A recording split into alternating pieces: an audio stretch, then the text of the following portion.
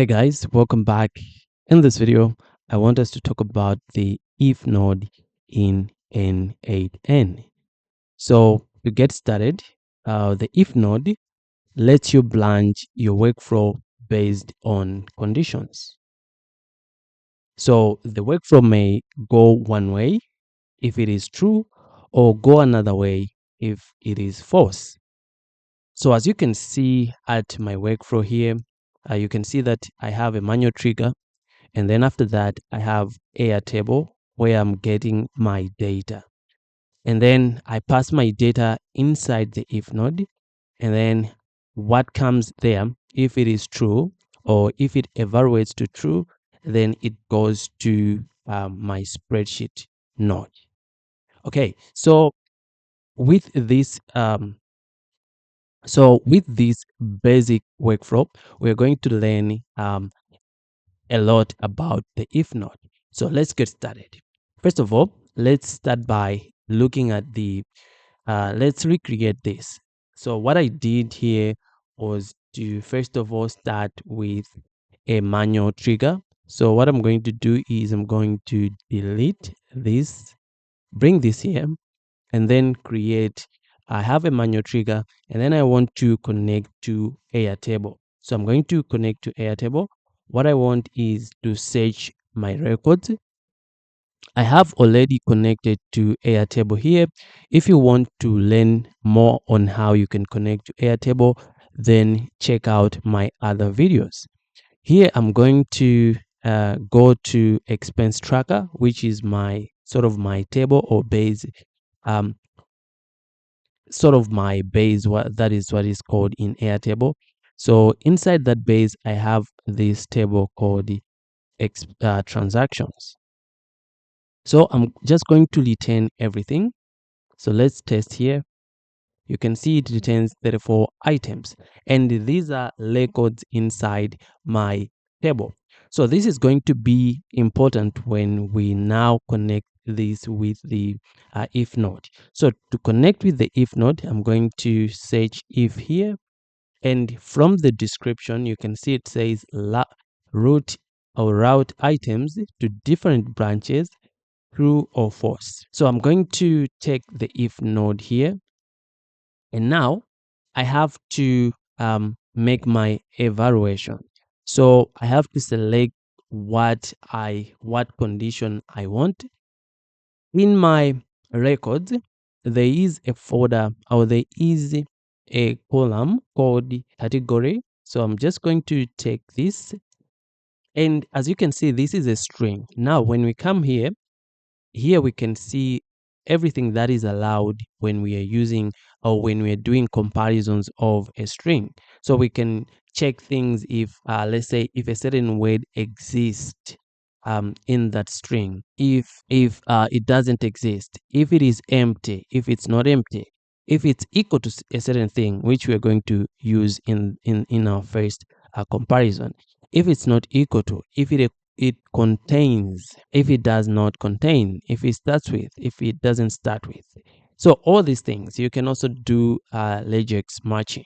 So let's do equal to, and I just want all the categories that have groceries and meat. So I'm going to do that, and if I test this, you're going to see that we now have 4 items. All right, and it says 30 have gone to the branch, to the fourth branch.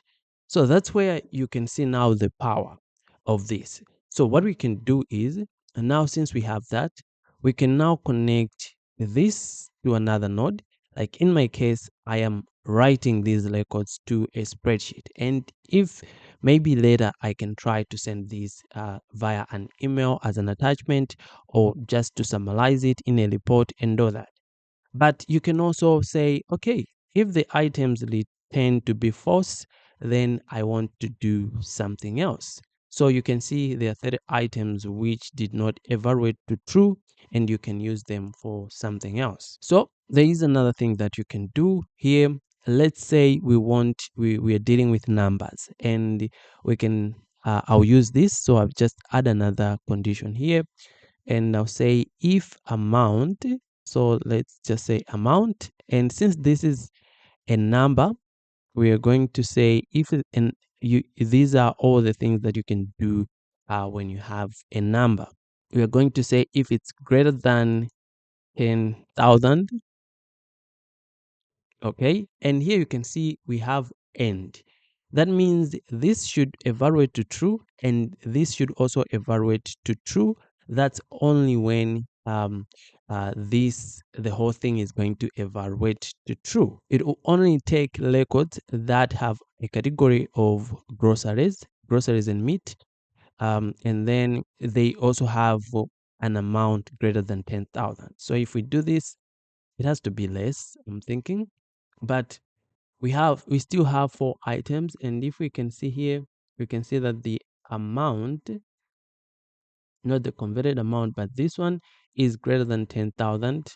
Let me just say 20,000 and test this, and now you can see there is no item that is greater than 20,000. So let's just bring it to 10, test it again, and here we are.